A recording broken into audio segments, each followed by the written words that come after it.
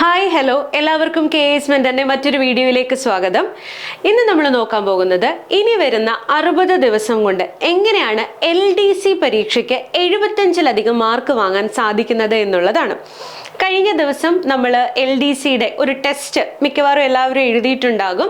അത് ഇനി എഴുതാത്തവരുണ്ടെന്നുണ്ടെങ്കിൽ തീർച്ചയായിട്ടും നമ്മുടെ ആപ്പിൽ പോയിട്ട് അത് എഴുതാനായിട്ട് നോക്കുക. ആപ്പിന്റെ ലിങ്ക് താഴെ കൊടുത്തിട്ടുണ്ട്. ഫ്രീ ടെസ്റ്റ് ആണ്, എല്ലാവർക്കും അത് എഴുതാനായിട്ട് സാധിക്കും.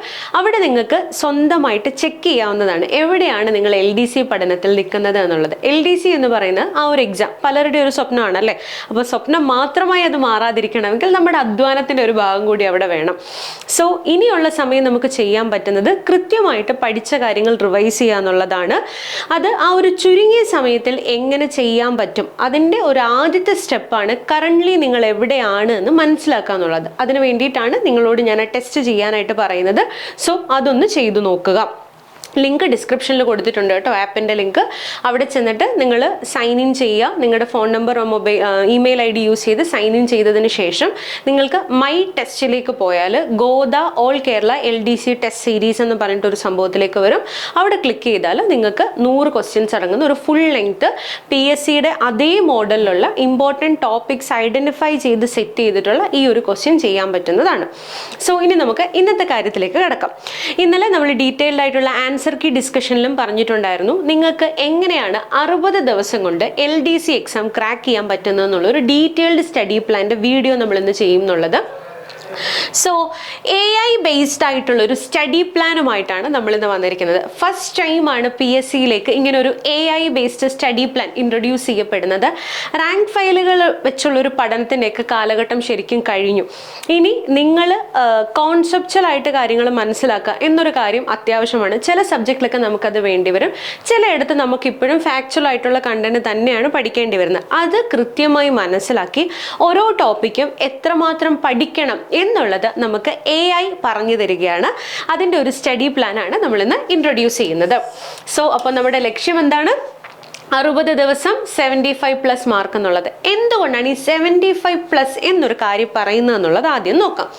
കഴിഞ്ഞ LDC പരീക്ഷയുടെ 2021 നടന്ന പരീക്ഷയുടെ കട്ട് ഓഫ് ആണ്, ജില്ലാതല കട്ട് ഓഫ് ആണ് ഇവിടെ കൊടുത്തിരിക്കുന്നത്. സോ അതൊന്ന് നോക്കാം.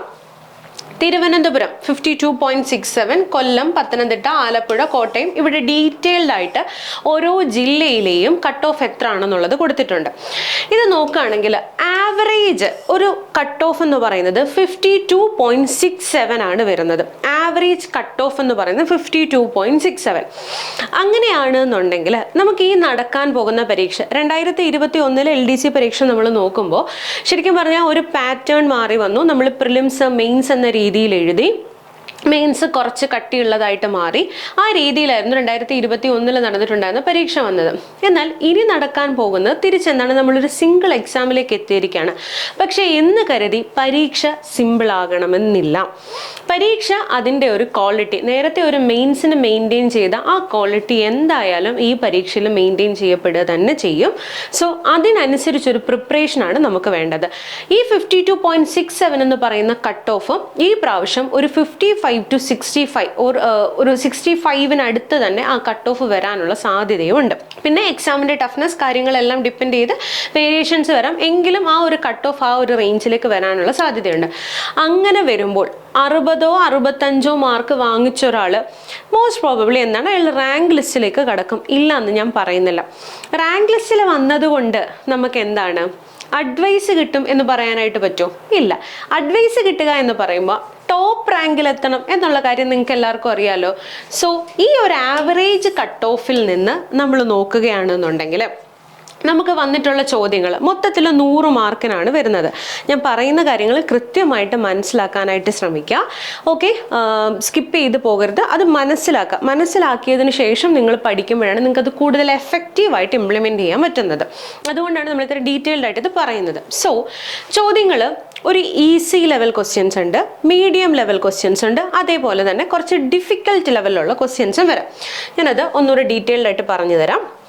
നമുക്ക് പൊതുവിജ്ഞാനം എന്ന് പറയുന്ന ജനറൽ സ്റ്റഡീസ് അഥവാ പൊതുവിജ്ഞാനം എന്ന് പറയുന്ന ഭാഗത്ത് നിന്ന് 50 മാർക്കിനാണ് ചോദ്യങ്ങൾ വരുന്നത്. ഓക്കെ, ആ 50 മാർക്കിനകത്താണ് നമുക്ക് ഏതൊക്കെ വരുന്നത്? ചരിത്രം, ഭൂമിശാസ്ത്രം, ധനതത്വശാസ്ത്രം, ഈ രീതിയിൽ വരുന്നു. ഇതിൽ ചരിത്രത്തിൽ നിന്ന് നമുക്ക് മൊത്തത്തിൽ 5 മാർക്കിനാണല്ലോ പറയുന്നത്. പക്ഷെ എപ്പോഴും ഈ 5 മാർക്കിന് തന്നെ ചോദ്യങ്ങൾ ചോദിക്കണമെന്നില്ല.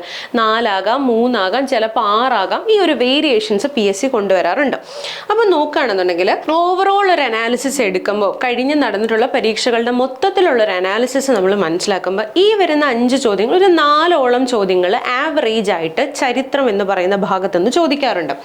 അതിൽ ഈസി ടൈപ്പ് ക്വസ്റ്റ്യൻ എന്ന് പറയാൻ കേരള ചരിത്രത്തിൽ നിന്ന് പ്രത്യേകിച്ചൊന്നും വരാറില്ല. കേരള ചരിത്രത്തിൽ ഒരു 10th ലെവൽ എക്സാമിന് വേണ്ടുന്ന മീഡിയം ഡിഫിക്കൽറ്റി ലെവലിലുള്ള ക്വസ്റ്റ്യൻസ് ആണ് കണ്ടുവരുന്നത്. ഓക്കെ, ഇനി ഇന്ത്യൻ ചരിത്രം എടുക്കുകയാണെങ്കിൽ 2 ക്വസ്റ്റ്യൻസ് വരെ കാണാറുണ്ട്. മീഡിയം ഒരു ഡിഫിക്കൽട്ട് ലെവലിലാണ് നിൽക്കുന്നത്.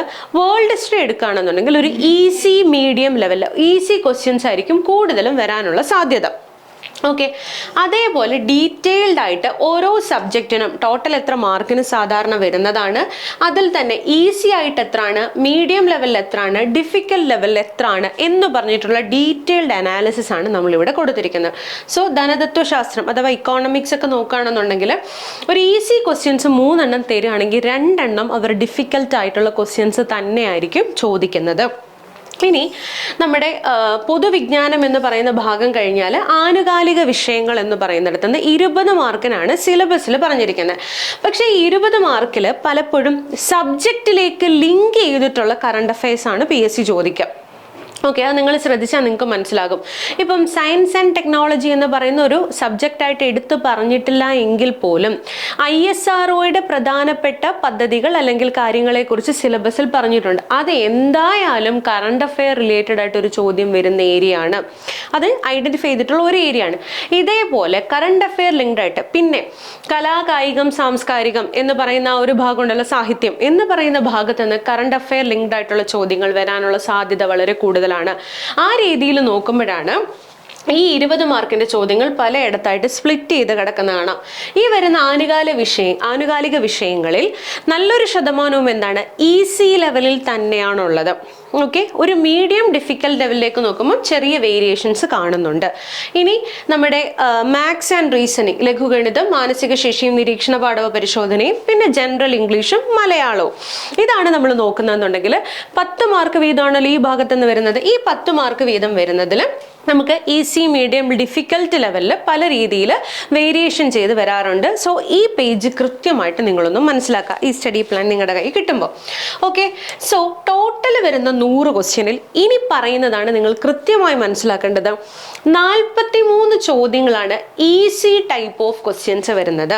43 ചോദ്യങ്ങൾ, 27 ചോദ്യങ്ങൾ ഒരു മീഡിയം ലെവൽ ഡിഫിക്കൽറ്റി ഉള്ളതും 30 ചോദ്യങ്ങൾ കുറച്ച് ഡിഫിക്കൽട്ട് ആയിട്ടുള്ള ക്വസ്റ്റ്യൻസുമാണ് വരുന്നത്. ഏറ്റവും കൂടുതൽ ടഫ് ആയിട്ടുള്ള ഒരു 30ഓളം ക്വസ്റ്റ്യൻസും നമുക്ക് കാണാനായിട്ട് പറ്റും. ഓക്കെ, സോ ഒരു സാമാന്യം നല്ല രീതിയിൽ പ്രിപ്പയർ ചെയ്യുന്ന ഒരു സ്റ്റുഡൻ്റ് ആണ് നിങ്ങളെങ്കിൽ നിങ്ങൾക്ക് എത്രയാണ് ഇവിടെ സ്കോർ ചെയ്യാൻ പറ്റുന്നത് എന്നുള്ളതാണ് നിങ്ങൾ ആദ്യം നോക്കേണ്ടത്. അതിനാണ് ഞാൻ പറഞ്ഞത് നിങ്ങൾ ടെസ്റ്റ് സീരീസിലെ ഫസ്റ്റ് ടെസ്റ്റ് ചെയ്ത് നോക്കുക. ഈ ഒരു റേഷ്യോയിലായിരിക്കും നമ്മൾ ക്വസ്റ്റ്യൻസ് സെറ്റ് ചെയ്യുന്നത്. ഇതേ ഒരു റേഷ്യോയിൽ തന്നെയാണ് PSCയും ക്വസ്റ്റ്യൻസ് സെറ്റ് ചെയ്യുക. ഈ റേഷ്യോയിൽ നിങ്ങൾക്ക് എത്ര മാർക്ക് വാങ്ങാൻ പറ്റുന്നു, ഈസി ആയിട്ടുള്ള ക്വസ്റ്റ്യൻസിൽ എത്ര ശതമാനം നിങ്ങൾക്ക് ചെയ്യാൻ പറ്റുന്നു, മീഡിയത്തിൽ നിന്ന് എത്ര ശതമാനം, ഡിഫിക്കൽട്ടിൽ നിന്ന് എത്ര ശതമാനം, ഇത് നിങ്ങൾ മനസ്സിലാക്കുന്നിടത്താണ് നിങ്ങളുടെ യഥാർത്ഥ പഠനം ആരംഭിക്കുന്നത് തന്നെ. ഒരു ആവറേജ് സ്റ്റുഡൻറ്റിനെ സംബന്ധിച്ച് ശരിക്കും പറഞ്ഞാൽ ഇത്രയും നാളും കിട്ടിയ സമയത്തിൽ കുറച്ചൊക്കെ പഠിച്ചു, കുറേ ഇപ്പോൾ പല കാരണങ്ങൾ കൊണ്ട് പഠിക്കാനായിട്ട് സാധിച്ചില്ല. പക്ഷേ അയാൾ എഫേർട്ട് ഇട്ടിട്ടുണ്ട്. ആ ഒരു ടൈപ്പ് ഓഫ് സ്റ്റുഡൻസ് എനിക്ക് തോന്നുന്നു ഒരു 90% സ്റ്റുഡൻസും ആ ഒരു രീതിയിലായിരിക്കും. കാരണം നമുക്കൊരു ഫുള്ളി ഇരുന്ന് പഠിക്കുക എന്ന് പറയുന്നത് പലപ്പോഴും കുറച്ച് ഡിഫിക്കൽട്ടായിട്ട് വന്നിട്ട് നമ്മുടെ പല സാഹചര്യങ്ങൾ കൊണ്ട് നമുക്ക് ബുദ്ധിമുട്ടായിട്ട് വന്നിട്ടുള്ളവരുണ്ടാകാം. അങ്ങനെയൊക്കെ വരുമ്പോഴത്തേക്ക് നമുക്ക് ഒരു ആവറേജ് സ്റ്റുഡൻറ്റിൻ്റെ സ്കോർ എന്ന് പറയുമ്പോൾ ഒരു 45-നും 55-നും ഇടയ്ക്കാണ് ഈ കിടക്കുന്നത്. ഒരു ആവറേജ് സ്റ്റുഡൻറ്റ്, ഈ ആവറേജ് സ്റ്റുഡൻറ്റിൻ്റെ ഒരു മാർക്കിൻ്റെ മേലെ ഒരു കുറച്ച് മാർക്ക് മേലായിരിക്കും നമ്മളൊരു കട്ട് ഓഫ് എന്ന രീതിയിൽ പറയുന്നത്. ഓക്കെ, സോ നോക്കാം.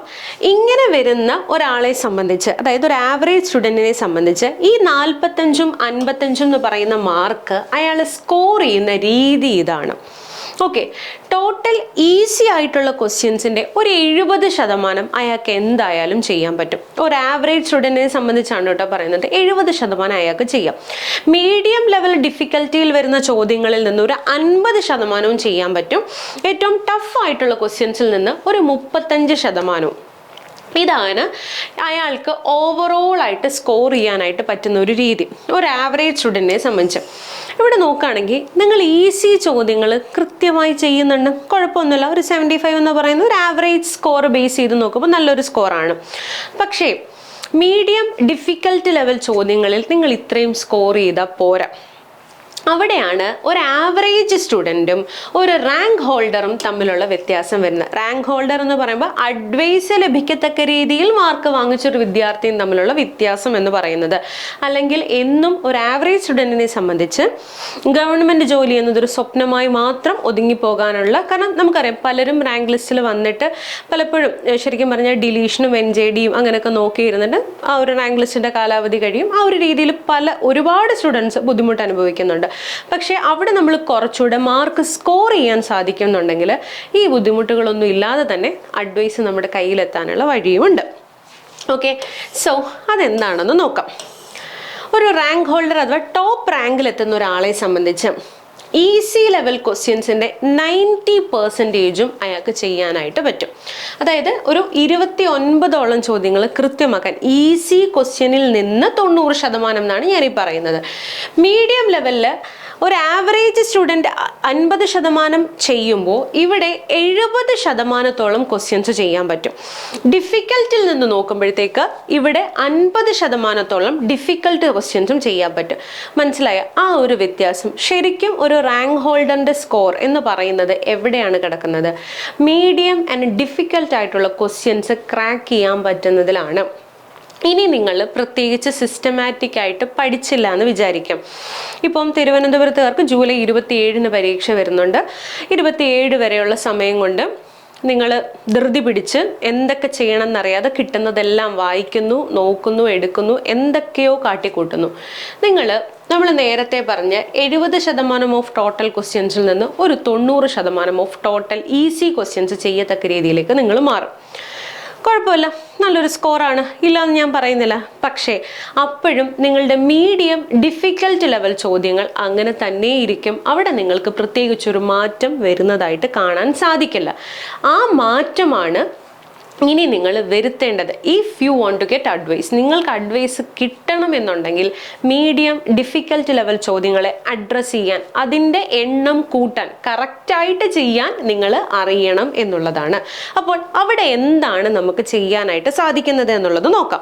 ആ മാർക്ക് നേടാൻ വേണ്ടിയിട്ട് നിങ്ങൾ പഠിച്ച കാര്യങ്ങൾ തന്നെ പിന്നെയും പിന്നെയും പഠിച്ചുകൊണ്ടിരിക്കുക എന്നുള്ളതല്ല, റിവൈസ് ചെയ്യുക അല്ലെങ്കിൽ റിവിഷൻ ചെയ്യുക എന്നുള്ളത് ആവശ്യമാണ്. പക്ഷേ അത് മാത്രം കൊണ്ട് നിങ്ങൾക്ക് കയറാനായിട്ട് സാധിക്കില്ല. പുതിയ രീതിയിലുള്ള ചോദ്യങ്ങൾ ചെയ്ത് പ്രാക്ടീസ് ചെയ്യണം. അതായത് നമ്മളിപ്പോൾ ഒരു മീഡിയം ഡിഫിക്കൽട്ട് ലെവൽ ചോദ്യം എന്ന് പറയുന്നത് നിങ്ങൾക്കറിയാവുന്ന, നിങ്ങൾ വായിച്ചിട്ടുള്ള അല്ലെങ്കിൽ പഠിച്ചിട്ടുള്ള ഒരു ഭാഗത്ത് നിന്നായിരിക്കും വരുന്നത്. പക്ഷേ ആ ചോദ്യത്തെ കുറഞ്ഞ സമയത്തിനുള്ളിൽ എങ്ങനെ അഡ്രസ്സ് ചെയ്യാൻ പറ്റും, അതിനകത്ത് പറഞ്ഞിരിക്കുന്ന കാര്യങ്ങൾ എങ്ങനെ നമുക്ക് നമ്മുടെ ഒരു തിങ്കിങ് പ്രോസസ്സാണ് അവിടെ എങ്ങനെ അതിനെ ശരിയാക്കാൻ പറ്റും എന്നുള്ളതാണ് നോക്കേണ്ടത്. അപ്പോൾ പുതിയ രീതിയിലുള്ള ചോദ്യങ്ങൾ ചെയ്ത് പഠിക്കുക എന്നുള്ളത് വളരെ അത്യാവശ്യമാണ്. അവിടെയാണ് ഓരോ ടെസ്റ്റുകളുടെയും ഇമ്പോർട്ടൻസ് വരുന്നത്. അതിപ്പം ഒരു പെർട്ടിക്കുലർ ടെസ്റ്റ്, നമ്മുടെ മാത്രം ടെസ്റ്റ് എന്ന രീതിയിലല്ല പറയുന്നത്. നിങ്ങൾക്ക് എത്ര ടെസ്റ്റ് ചെയ്ത് നോക്കാൻ പറ്റുമോ അത്രയും ടെസ്റ്റ് നിങ്ങൾ ചെയ്യുക. പക്ഷെ ഒരു ടെസ്റ്റ് ചെയ്യുക എന്ന് പറയുമ്പോൾ വെറുതെ ക്വസ്റ്റ്യൻസ് കുറേ ചെയ്തു, അത് കഴിഞ്ഞിട്ടാണ് മാർക്ക് ഇത്രയുണ്ട്, ഇപ്പം 40 ആണെങ്കിൽ 40, 50 ആണെങ്കിൽ 50, 90 കിട്ടിയെങ്കിൽ 90, അവിടെ തീർന്നു എന്നുള്ളതല്ല. നിങ്ങളുടെ മുന്നിലേക്ക് ഒരു ക്വസ്റ്റ്യൻ അവതരിപ്പിക്കപ്പെടുമ്പോൾ അവിടെ ഡിസ്കസ് ചെയ്യുന്നത് ഒരു ടോപ്പിക്കാണ്. ഓക്കെ, ഇപ്പോൾ ഞങ്ങൾ ഇന്നലെ നമ്മളുടെ videos detailed answer key discussion YouTube ലൈവായി ചെയ്തിട്ടുണ്ടായിരുന്നല്ലോ. കണ്ടിട്ടില്ലാത്തവർ ടെസ്റ്റ് ചെയ്തിട്ട് ആ വീഡിയോ ഒന്ന് കണ്ടു നോക്കുക. ഓരോ ക്വസ്റ്റ്യനും അഡ്രസ്സ് ചെയ്തിരിക്കുന്ന ഒരു രീതിയുണ്ട്. പ്രസ്താവന ചോദ്യങ്ങളായിട്ടുള്ളതുണ്ട്, പെയറായിട്ട് വന്നിട്ടുള്ളതുണ്ട്, അല്ലാതെ സിമ്പിളായിട്ടുള്ള നമ്മുടെ ചോദ്യങ്ങളായിട്ട് വന്നിട്ടുള്ളതുണ്ട്. ഇവിടെയെല്ലാം ഓരോ ചോദ്യവും ഒരു ടോപ്പിക്കിലേക്ക് മാറുന്നുണ്ട്. ഇപ്പോൾ ഉദാഹരണം നമ്മൾ പറയുകയാണെന്നുണ്ടെങ്കിൽ ഇൻഡിഗോ കലാപത്തെക്കുറിച്ചൊരു ചോദ്യം വന്നു, അല്ലെങ്കിൽ ഉത്തരവാദ ഭരണത്തെക്കുറിച്ച്, നമ്മുടെ രാജധാനി മാർച്ചിനെ കുറിച്ച്, അത് നമ്മൾ കുറച്ചുകൂടെ കണക്ട് ചെയ്യും. ഈ രാജധാനി മാർച്ചിൻ ഒന്നുകൂടെ പറയാം. അവിടെ നിന്നിട്ടൊന്നുകൂടെ പറയാം. ഇപ്പോൾ ഉദാഹരണമായിട്ട് നോക്കുകയാണെന്നുണ്ടെങ്കിൽ നമ്മുടെ രാജധാനി മാർച്ചിനെ കുറിച്ചുള്ളായിരുന്നു ഫസ്റ്റ് ക്വസ്റ്റ്യൻ എന്ന് പറയുന്നത്. അവിടെ ഉത്തരവാദ ഭരണം എന്ന് പറയുന്ന ഒരു ടോപ്പിക്കാണ് നമ്മൾ അവിടെ ഡിസ്കസ് ചെയ്യുന്നത്. അപ്പോൾ എന്താണ് ഉത്തരവാദ ഭരണം എന്നറിയണം. അതിൻ്റെ ഭാഗമായി എന്തൊക്കെയാണ് ഇവിടെ കേരളത്തിൽ സംഭവിച്ചത്, എങ്ങനെയാണ് ഉത്തരവാദ ഭരണം എന്ന ആശയം വന്നത്, അതിൻ്റെ ഭാഗമായി കേരളത്തിൽ എന്തൊക്കെ സംഭവിച്ചു, അതിൻ്റെ പ്രധാനപ്പെട്ട നേതാക്കൾ ആരൊക്കെയാണ്, അതിൽ വനിതകൾ ഉണ്ടെങ്കിൽ അവരുടെ പങ്ക് എന്താണ്, ഇത് ഏത് കാലഘട്ടത്തിൽ സംഭവിച്ചു, ഏതെങ്കിലും പ്രത്യേക ദിവസങ്ങൾ ഇത് റിലേറ്റഡ് ആയിട്ട് ഓർത്ത് വെക്കേണ്ടതായിട്ടുണ്ടോ, ഈ ഒരു ഡെപ്തിൽ നിങ്ങൾ ആ കാര്യങ്ങളെ മനസ്സിലാക്കണം. ഇത്രയും കാര്യങ്ങൾ ആ ഒരു സിംഗിൾ ടോപ്പിക്കിൽ നിന്ന് ഞാൻ പറഞ്ഞ ഇത്രയും ചോദ്യങ്ങളുടെ ഉത്തരം നിങ്ങൾക്ക് കിട്ടുന്നുണ്ടെങ്കിൽ PSC അത് റിലേറ്റഡ് ആയിട്ട് ഏത് ചോദ്യം ചോദിച്ചാലും നിങ്ങൾക്ക് എഴുതാൻ പറ്റും എന്നുള്ളതാണ് പഠനത്തിൻ്റെ ഒരു രീതി എന്ന് പറയുന്നത്. ഇതാണ് നിങ്ങൾ പഠിക്കേണ്ട രീതി. അല്ലാതെ ഇതൊരു തവണ വായിച്ചു വെച്ചു എന്നുള്ളത് കൊണ്ട് നിങ്ങൾക്കൊന്നും കിട്ടാനായിട്ട് പോകുന്നില്ല. ഏറ്റവും ബേസിക് ആയിട്ടുള്ളൊരു ക്വസ്റ്റ്യൻ നിങ്ങൾക്ക് അറ്റൻഡ് ചെയ്യാൻ പറ്റുമായിരിക്കും, പക്ഷെ അതിൻ്റെ അടുത്ത ലെവലിലേക്ക് ഒരു ചോദ്യം വരുമ്പോൾ നമ്മൾ ഈ പറഞ്ഞ ഓരോ ചോദ്യങ്ങളുടെ ഉത്തരം നിങ്ങളുടെ മനസ്സിലുണ്ട് എന്നുണ്ടെങ്കിൽ PSCയുടെ ചോദ്യം നിങ്ങൾക്ക് എഴുതാനായിട്ട് സാധിക്കും. അതിന് ആദ്യം നിങ്ങൾ മനസ്സിലാക്കേണ്ടത് എങ്ങനെയാണ് നമുക്ക് മീഡിയം ഡിഫിക്കൽട്ട് ആയിട്ടുള്ള ടോപ്പിക്കുകളെ ഐഡൻറ്റിഫൈ ചെയ്യാനായിട്ട് പറ്റുന്നത്. ഈ പറഞ്ഞ പോലെ ഒരു ടോപ്പിക് എടുത്തിട്ട് അതിൽ നിന്ന് നമ്മൾ ആദ്യത്തെ 1-2 ചോദ്യങ്ങൾ നമ്മൾ അഡ്രസ്സ് ചെയ്യും. ഒരു ടോപ്പിക്കിലെ ചോദ്യത്തിൻ്റെ കാര്യം ഞാൻ പറഞ്ഞു, അതായത് ഇപ്പോൾ ഉത്തരവാദ ഭരണം എന്ന് പറയുന്ന ടോപ്പിക്കിലെ എവിടെ നിന്ന് വന്നു എന്നുള്ളത് ചിലപ്പോൾ നമ്മൾ ചിന്തിക്കുന്നുണ്ടാവില്ല. ചിന്തിക്കുന്നത് കേരളത്തിൽ ഉത്തരവാദ ഭരണം വന്നപ്പോൾ ആദ്യം ആരാണ് അതിന് നേതൃത്വം കൊടുത്തത്, അല്ലെങ്കിൽ അവിടെ ഇപ്പോൾ ഒരു വനിത ഉണ്ടായിരുന്നെങ്കിൽ അത് ആരാണ്, ഇത് ഏത് വർഷം നടന്നു, ഏത് ദിവസം നടന്നു എന്നുള്ളത് നമ്മൾ ഓർത്തിരിക്കും. പക്ഷേ ഇത് എവിടെ നിന്നാണ് വന്നത്, എന്താണ് ഇതിനു മുന്നേ നമ്മുടെ ഗവൺമെന്റിന്റെ മറ്റെന്തെങ്കിലും ഒരു നിയമം ഇതുമായിട്ട് എന്തെങ്കിലും ബന്ധമുണ്ടോ, അല്ലെങ്കിൽ ഇതിനെ തുടർന്ന് എന്തൊക്കെ സംഭവിച്ചു തുടങ്ങിയ കാര്യങ്ങളോട് അഡ്രസ്സ് ചെയ്യപ്പെട്ട് ഒരു കംപ്ലീറ്റ് സർക്കിൾ ആകുമ്പോഴാണ് നമുക്ക് എന്താണ് മീഡിയം ഡിഫിക്കൽട്ട് ലെവൽ ചോദ്യങ്ങളെ അഡ്രസ്സ് ചെയ്യാനായിട്ട് സാധിക്കുന്നത്. സോ ഈ മീഡിയം ടോപ്പിക്കുകളെയും ഡിഫിക്കൽട്ട് ടോപ്പിക്കുകളെയും നിങ്ങൾക്ക് AI എൻഹാൻസ്ഡ് ടെക്നിക്കിലൂടെ ഐഡന്റിഫൈ ചെയ്ത് തരുന്നതാണ് നമ്മൾ എടുത്തിരിക്കുന്ന ഒരു രീതി എന്ന് പറയുന്നത്. ഇപ്പോൾ ഞങ്ങളുടെ ടെസ്റ്റ് സീരീസ് എന്ന് പറയുന്നതും ആ ഒരു രീതിയിൽ തന്നെയാണ് മുന്നോട്ടേക്ക് പോകുന്നത്. സോ നമ്മൾ ഈ ഇമ്പോർട്ടൻറ്റ് ടോപ്പിക്സ് ഐഡന്റിഫൈ ഡിസ്കസ് ചെയ്യുമ്പോൾ അതിനകത്ത് കൊടുത്തിരിക്കുന്ന ഓരോ ഓപ്ഷനും നമ്മൾ ഡിസ്കസ് ചെയ്യപ്പെടണം. ഒരു ക്വസ്റ്റ്യൻ ഡിസ്കസ് ചെയ്യുമ്പോൾ ആ ടോപ്പിക്ക് അതിനോടൊപ്പം ചേർന്ന് വരുന്ന ഓരോ ഓപ്ഷൻസ്, ആ ഓരോ ഓപ്ഷൻസും എന്താണ് അടുത്ത ഒരു ചോദ്യമാണ്, LDCയുടെ അടുത്തൊരു ചോദ്യമായിട്ട് വരുന്ന ഭാഗങ്ങളാണ്. അങ്ങനെ നിങ്ങളിപ്പം ഈ ഒരു 1500ഓളം ക്വസ്റ്റ്യൻസ് 15 ടെസ്റ്റുകൾ നീണ്ടു നിൽക്കുന്നതാണ്. 1500ഓളം ക്വസ്റ്റ്യൻസ് ചെയ്യുമ്പോൾ നിങ്ങൾ ഡിസ്കസ് ചെയ്യുന്നത് ഒരു 6000+ ടോപ്പിക്കുകളിലൂടെയാണ് നിങ്ങൾ കടന്നു പോകുന്നത്. 6000-ലധികം ടോപ്പിക്കുകളിലൂടെ 6000-ലധികം ചോദ്യങ്ങൾക്ക് സമാനമായിട്ടാണ് നിങ്ങൾ പോകുന്നത് എന്നുള്ളത് മനസ്സിലാക്കണം. ഓക്കെ, സോ അവിടെയാണ് ടെസ്റ്റ് സീരീസിൻ്റെ ഇമ്പോർട്ടൻസ് വരുന്നത്. അതിന് വേണ്ടിയിട്ടാണ് ഞാൻ ഇത്ര ഡീറ്റെയിൽഡ് ആയിട്ട് അത് പറഞ്ഞത്. സോ നമ്മുടെ ടെസ്റ്റിന് ഒരു ഷെഡ്യൂൾ ഞാനിവിടെ കൊടുത്തിട്ടുണ്ട്. നമുക്ക് എങ്ങനെയാണ് ഈ സ്റ്റഡി പ്ലാൻ യൂട്ടിലൈസ് ചെയ്യാൻ പറ്റുന്നത് നോക്കാം. സമയം തീരെ കുറവായിട്ടുള്ള ആളുകൾ, അതായത് ഇനി പഠിക്കാൻ നിങ്ങൾക്ക് 2, 3, 4 മണിക്കൂറൊക്കെ മാത്രം ഒരു ദിവസം മാറ്റി വെക്കാൻ പറ്റുന്ന ആളുകളുണ്ടല്ലോ, അങ്ങനെയുള്ള ആളുകൾ. കൂടുതൽ സമയമുള്ളവർ ആ ദിവസം തന്നെ അത് റിവൈസ് ചെയ്യാനൂടെ നോക്കുക. അല്ലാത്തവർക്ക് റിവിഷൻ പ്ലാൻ ആയിട്ട് തന്നെ നമ്മളിവിടെ കൊടുക്കുന്നുണ്ട്. എങ്ങനെയാണ്, ഏതൊക്കെ വീഡിയോസ് ആണ് കാണേണ്ടത്? സോഷ്യൽ മീഡിയയിൽ നിങ്ങൾ നോക്കിയാൽ നിങ്ങൾക്ക് ഇഷ്ടംപോലെ വീഡിയോസ് കിട്ടും അല്ലേ? അപ്പോൾ അതിൽ ഏത് വീഡിയോ ആണ് ഒരു ദിവസം നിങ്ങൾ പഠിക്കുമ്പോൾ അതിൻ്റെ കൂടെ കാണേണ്ടത്? നിങ്ങൾക്കത് പഠിച്ചത് ഇവിടെ ട്രാക്ക് ചെയ്യാനുള്ളൊരു ഓപ്ഷൻ കൂടി കൊടുത്തിട്ടുണ്ട്. ഇത് നിങ്ങളുടെ നിങ്ങളുടെ തന്നെ ഒരു മോറൽ ബൂസ്റ്റ് കൂടിയാണ് ഈ സംഭവം എന്ന് പറയുന്നത്. വൺസ് നിങ്ങൾ പഠിച്ച് നിങ്ങളത് ടിക്ക് ചെയ്യുമ്പോൾ തന്നെ നിങ്ങൾക്കറിയാം, ഓക്കെ ഞാൻ ഈ പോർഷൻ കവർ ചെയ്തു, അതിൻ്റെ റിവിഷൻ പ്ലാനിലേക്ക് വരുമ്പോൾ ഞാൻ അവിടെ അത് കവർ ചെയ്തിട്ടുണ്ടോ എന്നുള്ള കാര്യം നിങ്ങൾക്ക് നോക്കി പോകാനായിട്ട് സാധിക്കും. നോക്കാം എങ്ങനെയാണ് കൊടുത്തിരിക്കുന്നുള്ളത്. ഇപ്പം ഡേ 1 നമ്മളൊരു 2 hours വീതമാണ്. ആദ്യം മൊത്തത്തിലൊന്ന് മനസ്സിലാക്കി ഒന്ന് പ്രിപ്പയർഡ് ആവാനുള്ള ഒരു ടൈം. ആദ്യം നമ്മളിപ്പം മലയാളത്തിലെ 2 ടോപ്പിക്കുകളാണ് ഇട്ടിരിക്കുന്നത് 2 മണിക്കൂറിനുള്ളിൽ പഠിക്കാൻ വേണ്ടിയിട്ട്. ഘടകപദവും ലിംഗവ്യത്യാസം എന്ന് പറയുന്നത്. ഇത് മലയാളവും ഇംഗ്ലീഷും മാത്സും നമ്മൾ നോക്കുകയാണെന്നുണ്ടെങ്കിൽ ഈ ഭാഗത്ത് നിന്ന് നമുക്ക് സ്കിപ്പ് ചെയ്യാനുള്ള ടോപ്പിക്കുകളൊന്നുമില്ല. എല്ലായിടത്തുനിന്നും മാറിയും തിരിഞ്ഞും ചോദ്യങ്ങൾ വരാറുണ്ട്. സോ ആ ടോപ്പിക്കുകളൊക്കെ നമ്മൾ കവർ ചെയ്യേണ്ടതായിട്ടുണ്ട്. ഇങ്ങനെ വരുമ്പോൾ ഘടകപദം, സ്ത്രീലിംഗം, പുല്ലിംഗം ഈ ഭാഗമാണ് നിങ്ങൾ 2 മണിക്കൂറിൽ പഠിക്കേണ്ടത്. ഇതിനെ ബേസ് ചെയ്തിട്ട് നിങ്ങൾക്ക് അടുത്ത ദിവസത്തേക്കുള്ള ഒരു SCRT ബേസ്ഡ് ആയിട്ടുള്ള ക്ലാസ്സും കൂടെ നമ്മുടെ ചാനലിൽ പ്രൊവൈഡ് ചെയ്യും. അത് നിങ്ങൾക്ക് കാണാനായിട്ട് സാധിക്കും. നെക്സ്റ്റ് ദിവസത്തേക്ക് വരുമ്പോഴത്തേക്ക് നിങ്ങൾക്ക് മാത്സും റീസണിങ്ങും അതിൽ നമ്പേഴ്സ് ആൻഡ് ബേസിക് ഓപ്പറേഷൻസ്, മാത്സും റീസണിങ്ങും ഒരുമിച്ച് ചെയ്തു പോകാൻ പറ്റുന്നതാണ്. നമ്പേഴ്സ് ആൻഡ് ബേസിക് ഓപ്പറേഷൻസ് നമുക്ക് വളരെ സിമ്പിൾ ആയിട്ടുള്ള കാര്യങ്ങൾ മാത്രമേ അവിടെ ചെയ്യാനുള്ളൂ. ഈ ബോർഡ് മാസ് മെത്തേഡ് വരുന്നത് ആ രീതിയിലുള്ളത്. അതിൻ്റെ കൂടെ സീരീസ് ചേർന്ന് വരുന്നു. സ്ഥാന നിർണയ പരിശോധന എന്ന് പറയുന്ന നമ്മുടെ സിലബസിൽ പറഞ്ഞിരിക്കുന്നതാണ്, ആ ഭാഗം ചേർന്ന് വരുന്നു. ഈ രീതിയിലാണ് വരുന്നത്.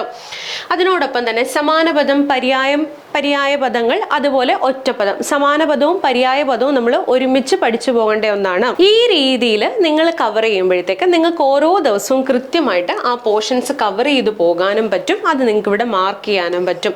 ഇനി ടെസ്റ്റ് വരുന്ന ദിവസങ്ങളിൽ നിങ്ങൾ ആ ടെസ്റ്റ് അറ്റൻഡ് ചെയ്യുക. ആ ടെസ്റ്റിൻ്റെ ഡിസ്കഷൻ വീഡിയോ എന്തായാലും കാണുക. ഓക്കെ, അത് വളരെ ഇമ്പോർട്ടൻ്റ് ആണ്. ടെസ്റ്റ് അറ്റൻഡ് ചെയ്ത ദിവസം തന്നെ ടെസ്റ്റിൻ്റെ ഡിസ്കഷൻ വീഡിയോ കാണണം. കാരണം എന്താ വെച്ചാൽ നമ്മൾ ടെസ്റ്റ് അറ്റൻഡ് ചെയ്യുന്ന സമയത്ത് നമ്മൾ ചിന്തിക്കുന്ന ഒരു രീതിയുണ്ട്. ഈ ചിന്തിക്കുന്ന രീതിയാണ് പലപ്പോഴും നമുക്ക് എക്സാം ഹോളിൽ നമ്മൾ പല അബദ്ധങ്ങളും ചെയ്തു വെക്കുന്നതിന് കാരണമാകുന്നത്. ആ പ്രോസസ്സാണ് നിങ്ങൾ തിരുത്തേണ്ടത്. നിങ്ങൾക്ക് ചിലപ്പം ആ ഭാഗം നിങ്ങൾക്ക് അറിയാം, നിങ്ങൾക്ക് ആ ടോപ്പിക്ക് ഡിസ്കസ് ചെയ്ത് നിങ്ങൾക്ക് ആ ടോപ്പിക്ക് നിങ്ങൾ പഠിച്ചിട്ടുള്ളതായിരിക്കാം. പക്ഷേ നിങ്ങൾ എക്സാം ആ ഒരു ടൈമിൽ ഇരുന്ന് ചിന്തിച്ച സമയത്ത് നിങ്ങൾക്ക് എവിടെയോ ഒന്ന് പാളിപ്പോയി. ആ പാളിച്ച എന്താണ് എന്നുള്ളതാണ് നിങ്ങൾ ഡിസ്കഷനിലൂടെ മനസ്സിലാക്കുന്നത്. ഓക്കെ, പിന്നെ അതേപോലെ മിക്ക സ്റ്റുഡൻസും കാണിക്കുന്ന ഒരു അബദ്ധമാണ്, നമ്മൾ ടെസ്റ്റ് സീരീസിനൊക്കെ നല്ല മാർക്ക് സ്കോർ ചെയ്യും, പക്ഷേ ശരിക്കുമുള്ള എക്സാമിലേക്ക് വരുമ്പം ഈ കാര്യങ്ങളൊക്കെ അങ്ങ് മാറും. കാരണം എന്താണെന്നറിയോ, ആ എക്സാം ഹോളിൽ നമ്മളിരുന്ന് ചെയ്യുന്ന സമയത്ത് അനുഭവിക്കുന്ന സ്ട്രെസ്സാണ് ഏറ്റവും വലിയ പ്രശ്നം. നമ്മളിങ്ങനെ ചെയ്തൊക്കെ വരും, ആദ്യം നമ്മൾ നോക്കും, അറിയാവുന്ന ക്വസ്റ്റ്യൻസ് ഒക്കെ ചെയ്ത് വെക്കും. എന്താ ഒരു 50 എണ്ണമൊക്കെ ചിലപ്പോൾ ഒരൊറ്റ സെറ്റിൽ ചെയ്തു പോകാൻ പറ്റുമായിരിക്കും. ഒരു 50 മാർക്ക് കുഴപ്പമില്ല. രണ്ടാമത്തെ സെറ്റ് നമ്മൾ ചെയ്യാൻ തുടങ്ങുമ്പോഴത്തേക്ക് അപ്പോഴത്തേക്ക് എക്സാം ഹോളിൽ നോക്കുമ്പോൾ അവിടെ ഒരു ഏകദേശം ഒരു 15-20 മിനിറ്റാണ് ഇനി ബാക്കിയുള്ളതെന്ന് കാണുമ്പോഴത്തേക്ക് നമ്മുടെ കയ്യിൽ നിന്ന് സംഭവം വിട്ടുപോകാനായിട്ട് തുടങ്ങും. പിന്നെ ടെൻഷനാണ്, അടുത്തിരിക്കുന്ന ആൾ എത്ര ചെയ്തിട്ടുണ്ടാവും, അല്ലെങ്കിൽ ഇപ്പോൾ എൻ്റെ ഫ്രണ്ട് ആളിപ്പോൾ ഇത്രയും ചോദ്യങ്ങൾ ചെയ്തിട്ടുണ്ടാവും, അല്ലെങ്കിൽ എല്ലാവരും ഇത്രയൊക്കെ ചെയ്തിട്ടുണ്ടാവുമല്ലോ, ഞാൻ മാത്രം ഇത്രയല്ലേ ഉള്ളൂ എന്ന് ചിന്തിച്ചിട്ട് അറിയാവുന്നതും അറിയാത്തതുമായിട്ടുള്ള കാര്യങ്ങളെല്ലാം കൂടെ നമ്മൾ ചടപടയെന്ന് ചെയ്യാൻ തുടങ്ങും. അങ്ങനെ ഒരു 20-25 ചെയ്യും. 75 എന്നൊരു കൗണ്ടിലേക്ക് എത്തും. കൊള്ളാം, നല്ല കൗണ്ട്. പക്ഷെ ഈ 20 എണ്ണത്തിനകത്തേക്കാണ് എന്ത് വരുന്നത്? നിങ്ങളുടെ നെഗറ്റീവ് മാർക്കുകൾ വന്ന് കിടക്കാൻ പോകുന്നത്. നമ്മൾ പലപ്പോഴും എക്സാം ഹോളിൽ നിന്ന് ഇറങ്ങുന്ന സമയത്ത് ഓക്കെ എക്സാം ഈസി ആയിരുന്നു, കുഴപ്പമില്ല, നന്നായിട്ട് എഴുതാൻ പറ്റി എന്നൊക്കെ നമ്മൾ പറഞ്ഞ് തിരിച്ച് റൂമിലോട്ട് ചെല്ലും. എന്നിട്ട് ആൻസർ കീ എടുത്ത് നോക്കുമ്പോഴാണ് ഈ പ്രശ്നം വരുന്നത്. അപ്പോഴാണ് മനസ്സിലാവുന്നത്, അയ്യോ ആ സമയത്ത് ഈ ചെയ്തു വെച്ചേക്കെ നെഗറ്റീവ് ആണല്ലോ, ഇത്രയും നെഗറ്റീവ് അടിച്ച് കയറിയല്ലോ എന്നുള്ളത് നമ്മൾ ചിന്തിക്കുന്നത്. ആ പ്രശ്നം മാറ്റാനാണ് ടെസ്റ്റ് സീരീസുകൾ എഴുതാൻ പറയുന്നത്. ടെസ്റ്റ് സീരീസ് എഴുതുന്ന സമയത്ത് ദയവായിട്ട് ആരുടെ ഫ്രണ്ട്സിൻ്റെ കൂടെ പുറത്ത് പോകുന്ന വഴിക്ക് വെറുതെ ആപ്പിൽ ഇങ്ങനെ ചെയ്തുകൊണ്ടിരിക്കുക, അല്ലെങ്കിൽ അങ്ങോട്ടും ഇങ്ങോട്ടും നടക്കുമ്പോൾ എന്തെങ്കിലും ജോലിയുടെ ഇടയ്ക്ക് ഇത് ചെയ്യാന്നുള്ളതല്ല. നിങ്ങൾ ആകെ മാറ്റി വെക്കേണ്ടത് 1 മണിക്കൂർ, ഒരു 15 മിനിറ്റ് മാത്രമാണ്, അല്ലെങ്കിൽ മാക്സിമം പോയ 1.5 മണിക്കൂർ. ഈ സമയം എവിടെയെങ്കിലും പോയി ഒതുങ്ങി ഒന്നിരിക്കുക, മാറിയിരുന്നിട്ട് ഈ ക്വസ്റ്റ്യൻ ചെയ്യാനായിട്ട് നോക്കുക. അപ്പോൾ നിങ്ങൾക്ക് ഫസ്റ്റ് റൗണ്ടിൽ നിങ്ങൾക്ക് എത്ര എണ്ണം ചെയ്യാൻ പറ്റുന്നു എന്ന് നോക്കുക. അത് കഴിഞ്ഞിട്ട് നിങ്ങൾ എന്തോരം സ്ട്രെസ്ഡ് ആകുന്നു എന്നുള്ളത് നിങ്ങൾ മനസ്സിലാക്കണം. 15 ടെസ്റ്റുകൾ ചെയ്യുന്നതനുസരിച്ച് നിങ്ങളുടെ സ്ട്രെസ് ലെവൽ കുറയ്ക്കാനായിട്ട് പറ്റണം. ഒരു ക്വസ്റ്റ്യൻ പേപ്പർ കണ്ടാൽ ഇത് പൊതുവെ എങ്ങനെയാണ്, ഈസി ആണോ, മീഡിയം ആണോ, ഡിഫിക്കൽട്ട് ആണോ എന്ന് മനസ്സിലാക്കാനായിട്ട് സാധിക്കണം. അതിനനുസരിച്ചുള്ള രീതിയിൽ നമ്മൾ ക്വസ്റ്റ്യൻസ് ആൻസേഴ്സ് ചെയ്യുന്നതിൻ്റെ എണ്ണം കൂട്ടുകയും കുറയ്ക്കാനുള്ള ഒരു തോട്ട് പ്രോസസ്സ് നമ്മൾ ഡെവലപ്പ് ചെയ്തെടുക്കണം. അവിടെയാണ് ടെസ്റ്റ് സീരീസിൻ്റെ രണ്ടാമത്തെ പ്രാധാന്യം വരുന്നത്. മൂന്നാമത്തെ കാര്യം എന്ന് പറയുന്നത്, കുറഞ്ഞ സമയത്തിനുള്ളിൽ നമുക്ക് പഠിക്കാൻ പറ്റുന്ന ഏറ്റവും നല്ലൊരു ഓപ്ഷനാണ് എന്തെന്ന് പറയുന്നത്, ടെസ്റ്റ് സീരീസുകൾ എന്ന് പറയുന്നത്. കാരണം ഇനി ഒന്നേന്ന് ബുക്ക് എടുത്ത് റിവൈസ് ചെയ്ത് പഠിക്കാൻ സാധിക്കാത്ത ഒരുപാട് ആളുകൾ ഉണ്ടാകും. അങ്ങനെയുള്ളവർക്ക് ഏറ്റവും കൂടുതൽ യൂട്ടിലൈസ് ചെയ്യാവുന്ന ഒന്നാണ് ടെസ്റ്റും അതിനോട് ചേർന്ന് വരുന്ന ഡിസ്കഷൻ സമയത്ത് കൃത്യമായിട്ട് അത് കാണാം. ഓരോ ടോപ്പിക്കും അതിനകത്ത് വരുന്ന ഓപ്ഷൻസ് നമ്മൾ ഡീറ്റെയിൽഡ് ആയിട്ട് ഡിസ്കസ് ചെയ്യും. അത് കണ്ട് പഠിക്കാനായിട്ട് ശ്രദ്ധിക്കാം. ഓക്കെ, ഇനി ഈ ടെസ്റ്റാണ് നിങ്ങളുടെ ഫസ്റ്റ് റിവിഷൻ എന്ന് പറയുന്നത്. ഇതുപോലെ നിങ്ങൾ 6 ടെസ്റ്റുകളിലൂടെ മൊത്തം പോർഷൻസ് കവർ ചെയ്യും. ആ രീതിയിലാണ് നമ്മളിത് സെറ്റ് ചെയ്തിരിക്കുന്നത്. 6 ടെസ്റ്റുകളിലൂടെ മൊത്തം പോർഷൻസ് കവർ ചെയ്യാന്ന് പറയുമ്പോൾ അവിടെ ജനറൽ സ്റ്റഡീസ് ബേസ്ഡ് ആയിട്ടുള്ള ടെസ്റ്റുകൾ വരും. അതേപോലെ തന്നെ Malayalam, English, maths plus current affairs related ആയിട്ടുള്ള ടെസ്റ്റും വരുന്നുണ്ട്. ഇങ്ങനെ 6 ടെസ്റ്റുകൾ കഴിഞ്ഞാൽ പിന്നെ നിങ്ങൾക്ക് വരുന്നത് തൊട്ട് എങ്ങോട്ട് എന്താണ്, ഫുൾ ടെസ്റ്റുകളാണ്. 8 ഫുൾ ടെസ്റ്റ് ആണ് നിങ്ങൾക്ക് വരുന്നത്. ഈ 8 ഫുൾ ടെസ്റ്റ് വരുമ്പോഴത്തേക്ക് എന്താണ്, നമ്മൾ പിന്നെ അങ്ങോട്ടേക്ക് പഠിച്ചിട്ടുള്ളതിൽ എന്തെങ്കിലുമൊക്കെ ബാക്കിയുണ്ടെങ്കിൽ അത് തീർക്കാനുള്ള സമയമുണ്ട്. അത് കഴിഞ്ഞാൽ പിന്നെ റിവിഷൻ മാത്രമാണ് നടക്കുന്നത്. ഈ 10ാമത്തെ ടെസ്റ്റോടുകൂടി നിങ്ങളുടെ മൊത്തം പോർഷൻസ് നിങ്ങൾ കവർ ചെയ്യത്തക്ക രീതിയിലാണ് ഈ പ്ലാൻ കൊടുത്തിരിക്കുന്നത്. എന്നിട്ടും കവർ ചെയ്ത് തീരാത്തവരുണ്ട് എന്നുണ്ടെങ്കിൽ ഈ റിവിഷൻ പ്ലാൻ വരുമ്പോൾ നിങ്ങൾക്ക് മാർക്ക് ചെയ്യാമല്ലോ. ഇവിടെ ഇത് ഇപ്പോൾ കെമിസ്ട്രിയിൽ നിങ്ങൾ ഈ ഭാഗം കവർ ചെയ്തെങ്കിൽ ഇവിടെ മാർക്ക് ചെയ്യുക, ചെയ്തിട്ടില്ലെങ്കിൽ അവിടെ ഇൻടു മാർക്ക് ഇടുക. എന്നിട്ട് നിങ്ങൾക്ക് ഈ റിവിഷൻ വരുമല്ലോ, 47ാമത്തെ ദിവസം തൊട്ട് നിങ്ങളുടെ റിവിഷനാണ്. ഡേ 1 to day 4 ആണ് നിങ്ങൾ റിവൈസ് ചെയ്യേണ്ടത്. ആ സമയത്ത് നിങ്ങൾ ഡിസ്കസ് ചെയ്ത ടോപ്പിക്കുകൾ, നമ്മൾ പറഞ്ഞിട്ടുള്ള ടോപ്പിക്സ് ഉണ്ടല്ലോ, അതെടുത്ത് നിങ്ങൾ ഒന്നേന്ന് റിവൈസ് ചെയ്യുക. അതിനോട് ചേർന്നിട്ട് നമ്മൾ മാരത്തൺ സീരീസുകൾ എക്സാമിനോട് ചേർന്ന് കൊണ്ടുവരുന്നുണ്ട്, അത് നിങ്ങൾ കാണുക. അപ്പോൾ ഒന്നുകൂടെ നിങ്ങൾക്ക് റിവൈസ് ചെയ്യാനായിട്ട് പറ്റും. ഓക്കെ, ഈ രീതിയിൽ നമുക്ക് ലാസ്റ്റ് 15ാമത്തെ ടെസ്റ്റ് വരെ കൊണ്ട് കംപ്ലീറ്റ് ആയിട്ട് നമുക്ക് ഹോൾ സിലബസ് LDCയുടെ മൊത്തം സിലബസ് ഡിസ്കസ് ചെയ്യാനും അതായത് പഠിക്കാനും റിവൈസ് ചെയ്യാനും പറ്റുന്ന രീതിയിലാണ് നമ്മളിത് സെറ്റ് ചെയ്തിരിക്കുന്നത്. ഇത് ഞാൻ ഒന്നുകൂടെ പറയുന്നു, നമ്മളുടെ ഒരു സ്റ്റുഡൻറ്റിന് മാത്രം എന്നുള്ളതല്ല, LDC എക്സാമിന് പ്രിപ്പയർ ചെയ്യുന്ന ഏതൊരാൾക്കും, ആ സിലബസിൽ പ്രിപ്പയർ ചെയ്യുന്ന ഏതൊരാൾക്കും പഠിക്കത്തക്ക രീതിയിലാണ് ഇത് സെറ്റ് ചെയ്തിരിക്കുന്നത്. ഇത് പ്രത്യേകിച്ച് ജൂലൈ 27-ന് എഴുതാൻ പോകുന്ന കുട്ടികളുണ്ടല്ലോ, അവർക്ക് വേണ്ടിയിട്ട് ഈ 60 ദിവസം എന്നുള്ളത് പറഞ്ഞിരിക്കുന്നത്. അത് കഴിഞ്ഞിട്ട് പിന്നെ അങ്ങോട്ട് എഴുതുന്ന പല ജില്ലയിലുള്ള ആളുകൾക്കും കംപ്ലീറ്റ് ആയിട്ട് ഇത് യൂട്ടിലൈസ് ചെയ്യാം. അവർക്ക് കുറച്ചുകൂടെ സമയമുണ്ട് എന്നുള്ളതാണ്. അപ്പോൾ അവരെന്താണ്, റിവിഷൻ കൂട്ടുക. അവർക്ക് ചെയ്യാൻ പറ്റുന്നൊരു കാര്യം, വൺസ് ഈ 15 ടെസ്റ്റ് കഴിഞ്ഞാൽ ഒന്നേന്ന് ഈ റിവിഷൻ പ്രോസസ്സ് കണ്ടിന്യൂ ചെയ്തു പോകുക. 47ാമത്തെ ദിവസം തൊട്ട് ഇങ്ങോട്ടേക്ക് വരുന്ന റിവിഷൻ കംപ്ലീറ്റ് ആയിട്ട് റിപ്പീറ്റ് ചെയ്ത് പോകാമെന്നുണ്ടെങ്കിൽ അവർക്കത് കുറച്ചുകൂടെ എളുപ്പമായിട്ട് മാറും. ഓക്കെ, കോൺസെപ്ച്വൽ ക്ലാരിറ്റി ഓരോ ഭാഗത്തും ഇങ്ങനെ കിട്ടിക്കൊണ്ടേയിരിക്കും. പഠിക്കാനുള്ള ഫാക്റ്റുകൾ കുറച്ചുകൂടെ ഓർത്ത് വെക്കാൻ എളുപ്പമാകും എന്നുള്ളതാണ്. പ്രത്യേകിച്ച് കറണ്ട് അഫയേഴ്സ് റിലേറ്റഡ് ആയിട്ടുള്ള ഒരു ഡീറ്റെയിൽഡ് മാരത്തൺ സീരീസ് കൂടെ നമ്മൾ ഇതിൻ്റെ ഭാഗമായിട്ട് കൊണ്ടുവരുന്നുണ്ട്. സോ ഈ ഒരു ടെസ്റ്റ് സീരീസ് കൃത്യമായിട്ട് ഫോളോ ചെയ്യാം. ഈ സ്റ്റഡി പ്ലാൻ ആണ് നിങ്ങളുടെ ഗൈഡിങ് ഡോക്യുമെൻ്റ് എന്ന് പറയുന്നത്. ഓക്കെ, ഈ സ്റ്റഡി പ്ലാൻ നിങ്ങൾ എങ്ങനെ യൂട്ടിലൈസ് ചെയ്യുന്നുള്ളത് കംപ്ലീറ്റ്ലി നിങ്ങളെ മാത്രം ഡിപ്പെൻഡ് ചെയ്യുന്ന കാര്യമാണ്. അതെങ്ങനെ ചെയ്യണം എന്നുള്ളതാണ് ഇപ്പോൾ ഞാൻ പറഞ്ഞു തന്നത്. ഇതേപോലെ ഇത് ഫോളോ ചെയ്യാനായിട്ട് ശ്രമിക്കാം. അങ്ങനെ ചെയ്താൽ ഉറപ്പായിട്ടും നിങ്ങൾക്ക് 75-ലധികം മാർക്ക് വാങ്ങിക്കാനായിട്ട് സാധിക്കും. പക്ഷേ ഇതെല്ലാവർക്കും കിട്ടുന്ന ഡോക്യുമെൻ്റാണ്. ഈ വീഡിയോയും എല്ലാ ആളുകളും കാണും. പക്ഷേ ഇവിടുത്തെ ഫാക്ടർ എന്താണെന്നറിയോ, നിങ്ങൾ എത്ര പേര് കൃത്യമായിട്ട് ഇത് ചെയ്യും എന്നുള്ളതാണ്. ഇനിയുള്ള 60 ദിവസമെങ്കിലും ഇത് ചെയ്യാൻ സാധിച്ചാൽ LDC അല്ലെങ്കിൽ ഒരു ഗവൺമെൻറ് ജോലി എന്നുള്ള നിങ്ങളുടെ സ്വപ്നം അതൊരു യാഥാർത്ഥ്യമായിട്ട് മാറും. അത് ചെയ്യാൻ സാധിക്കുന്നില്ല എന്നുണ്ടെങ്കിൽ LDC എന്ന് പറയുന്ന വലിയ സ്വപ്നത്തെ കണ്ടുകൊണ്ട് നിങ്ങൾ അങ്ങനെ ഇരിക്കും. എന്നും ഒരു സ്വപ്നമായി തന്നെ ഇരിക്കേണ്ടി വരും എന്നുള്ളതാണ് അതിനകത്ത് ഒരു പ്രശ്നം. ലൈഫ് നമ്മുടെ മുന്നോട്ട് പോകും, പക്ഷേ ഈ ഒരു സ്വപ്നത്തിൻ്റെ ഭാഗത്തേക്ക് മാത്രമായിട്ട് ഒതുങ്ങി പോകരുത് എന്നുള്ളത് കൊണ്ടാണ് പറയുന്നത് കൺസിസ്റ്റൻ്റ് ആയിട്ട് ചെയ്യാം. 4 മണിക്കൂർ മാത്രമാണ് നിങ്ങൾക്ക് വേണ്ടി ആ ഒരു പഠിക്കാനുള്ള സമയത്തിലേക്ക് കരുതിയിരിക്കുന്നത്. ആ 4 മണിക്കൂർ ഇപ്പോൾ രാവിലെ നിങ്ങൾക്ക് 2 മണിക്കൂർ, ചിലപ്പോൾ ചിലർക്ക് ഉച്ചയ്ക്കായിരിക്കും കിട്ടുന്നത്, വൈകിട്ടോ എങ്ങനെയാണെന്ന് വെച്ചാൽ ആ 4 മണിക്കൂർ 2 മണിക്കൂർ ഷിഫ്റ്റ് ആയിട്ട് എടുക്കുക. അപ്പോൾ എന്താ വെച്ചാൽ ഒരൊറ്റ സ്ട്രെച്ചിലിരിക്കാൻ ബുദ്ധിമുട്ടുള്ളവരാണെന്നുണ്ടെങ്കിൽ നമുക്ക് ഈ 2 മണിക്കൂർ എന്താ പറയുക 2 സെറ്റായിട്ട് എടുക്കുക. അല്ലെങ്കിൽ ഒരുമിച്ച് പഠിക്കാൻ പറ്റുന്നവരാണെങ്കിൽ അങ്ങനെ. ഈ ഒരു രീതിയിലുള്ളൊരു പഠനം നിങ്ങളെ ഒരുപാട് സഹായിക്കും എന്നുള്ളതാണ്. ഈ ഒരു പഠനം തന്നെയാണ് ഞങ്ങളുടെ സ്റ്റുഡൻസിനെ എപ്പോഴും ഹെൽപ്പ് ചെയ്തിട്ടുള്ളത്. സോ അതിന് വേണ്ടിയിട്ടാണ് നമ്മൾ ഗോദ ടെസ്റ്റ് സീരീസ് കൊണ്ടുവന്നിട്ടുള്ളത്. അതിലേക്ക് ജോയിൻ ചെയ്യാനുള്ള ഫോം ഡിസ്ക്രിപ്ഷനിൽ കൊടുത്തിട്ടുണ്ടാകും. ടെസ്റ്റ് സീരീസിലേക്ക് ജോയിൻ ചെയ്യാൻ താല്പര്യമുള്ളവർ തീർച്ചയായിട്ടും ഫോം ഫില്ല് ചെയ്യുക. ഫ്രീ ടെസ്റ്റ് അവിടെയുണ്ട്, അത് ചെയ്യാനായിട്ട് നോക്കുക. ഫ്രീ ടെസ്റ്റ് കൃത്യമായിട്ട് അറ്റൻഡ് ചെയ്ത് നിങ്ങളുടെ ഒരു ലെവൽ എന്താണ്, ഈ പറഞ്ഞതിൽ എവിടെയാണ് നിങ്ങൾ നിൽക്കുന്നത് എന്നുള്ളത് കൃത്യമായിട്ടൊന്ന് മനസ്സിലാക്കുക. നമ്മുടെ ഈ സ്റ്റഡി പ്ലാൻ ഡിസ്ക്രിപ്ഷനിൽ കൊടുത്തിട്ടുണ്ടാകും. നിങ്ങൾ ആ സ്റ്റഡി പ്ലാൻ ഡൗൺലോഡ് ചെയ്ത് പ്രിന്റ് എടുക്കാൻ പറ്റുന്നവരാണെങ്കിൽ പ്രിന്റ് എടുക്കാം. ആ സ്റ്റഡി പ്ലാൻ വരുന്ന ഭാഗം അതൊന്ന് പ്രിന്റ് എടുത്തിട്ട് കൃത്യമായിട്ട് അതിനകത്ത് മാർക്ക് ചെയ്ത് പോവുക. അല്ല നിങ്ങൾക്ക് PDF ആയിട്ട് തന്നെ യൂസ് ചെയ്യാനാണ് സുഖമെന്നുണ്ടെങ്കിൽ അങ്ങനെ. അല്ല നിങ്ങൾക്ക് PDF ആയിട്ട് യൂസ് ചെയ്യാനാണ് എളുപ്പമെന്നുണ്ടെങ്കിൽ അങ്ങനെ തന്നെ യൂസ് ചെയ്യുക. അവിടെ നിങ്ങൾക്ക് മാർക്ക് ചെയ്ത് പോകാനായിട്ട് സാധിക്കും. അങ്ങനെ മാർക്ക് ചെയ്ത് പഠിക്കാനായിട്ട് ശ്രദ്ധിക്കുക. സിസ്റ്റമാറ്റിക് ആയിട്ട് നിങ്ങളുടെ സ്റ്റഡി കൊണ്ടുപോകാനുള്ള ഏറ്റവും നല്ലൊരു മെത്തേഡാണിത്.